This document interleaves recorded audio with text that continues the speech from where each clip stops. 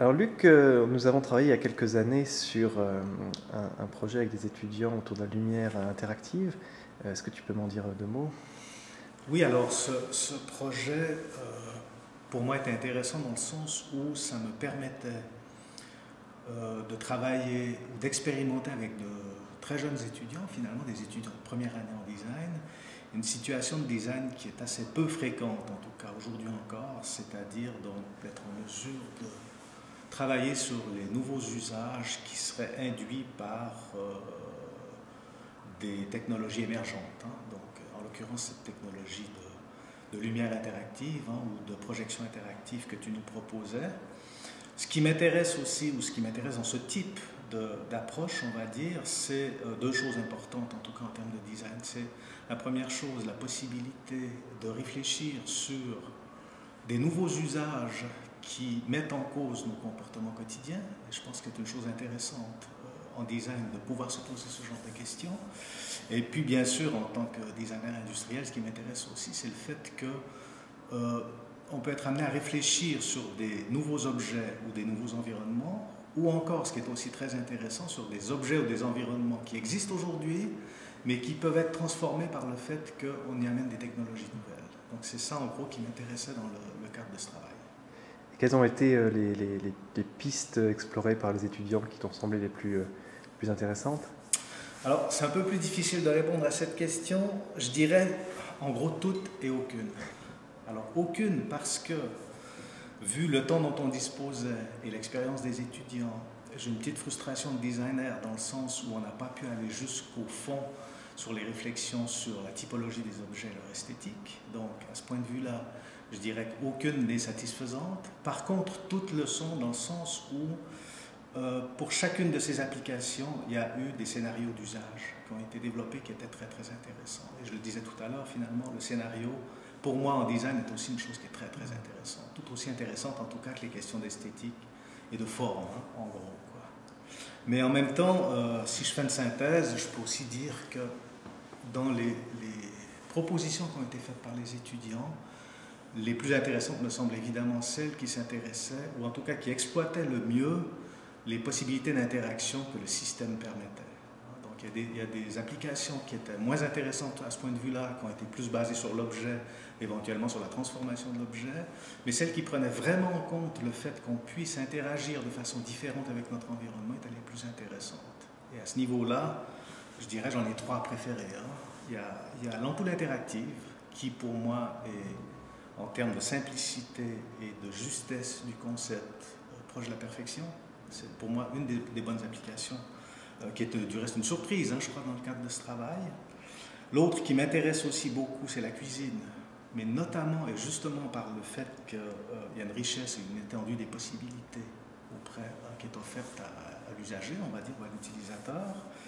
Et puis la troisième qui, moi, m'a beaucoup, en tout cas, intéressé, c'était la question du restaurant, par le fait qu'on offre une originalité en termes d'expérience du client. Et ça me paraissait vraiment intéressant. Du reste, il y a un restaurant, on a découvert, hein, quelques semaines ou quelques mois après le travail, un restaurant à Londres qui fonctionne sur un principe assez équivalent. Pour dire que finalement le concept était aussi assez juste. Tu peux me dire peut-être deux mots sur justement ces deux dernières applications, à la fois la cuisine, qu'est-ce qui avait été proposé, et puis pour le restaurant? Alors, pour la cuisine, pour moi, ce qui est assez clair, c'est que les étudiants ont travaillé sur le fait de remettre au centre de l'environnement ou de l'habitat la cuisine, à deux niveaux. Le premier niveau, c'est au niveau vraiment physique, dans le sens où ils ont proposé un îlot dans lequel on retrouve les fonctionnalités classiques de la cuisine, c'est-à-dire préparer les aliments, le point d'eau, la cuisson, et puis la gestion des déchets, mais ils ont rajouté à ces applications ou à ces fonctions traditionnelles des fonctions qui sont effectivement amenées par la projection interactive et des fonctions qui permettent justement d'augmenter, on va dire, les possibilités d'action autour de cet îlot.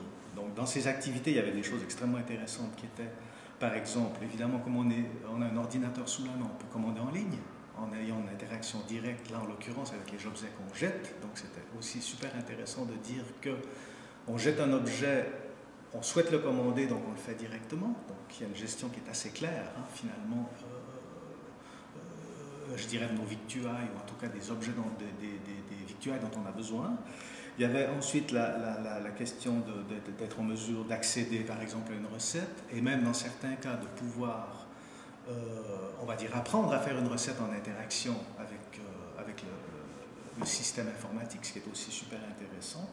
Et de manière un peu plus inattendue, il y avait aussi la possibilité, par exemple, de communiquer avec des post-it, avec les membres de sa famille, de gérer sa consommation d'énergie, toute une série de choses comme ça. Donc, comme je le disais, la cuisine, pour eux, devient ou redevient le centre de l'habitat, avec toute cette série d'activités traditionnelles et non traditionnelles, finalement, qui, je pense, fonctionnent assez bien dans le cadre d'une famille. Donc, c'était ça un peu l'idée. Pour la question du restaurant, c'était assez différent parce que, finalement, les étudiants qui ont travaillé sur cette application se sont dit qu'on pourrait, d'un côté, par exemple, changer complètement le décor d'un restaurant, disposant d'une projection, donc au départ, en tout cas, projeter, par exemple, des nappes différentes ou des images différentes sur la table. Bien sûr, de façon beaucoup plus pragmatique, pouvoir commander en projetant un menu sur la table, etc. etc. Mais ils ont poussé aussi la réflexion jusqu'à se dire, du moment où on a un système qui est complètement nouveau et qu'on peut proposer une expérience nouvelle, allons-y jusqu'au bout et proposons aux gens de manger avec les doigts. Et de leur proposer peut-être, par des jeux graphiques, de commencer par tel aliment et puis après aller sur tel autre, etc. etc. Donc ça permettait une interaction entre la nourriture, là en l'occurrence, et on va dire le client, mais aussi par l'intermédiaire du système avec le cuisinier, qui me paraissait là aussi intéressant, puis ouvrir des pistes plutôt sympathiques.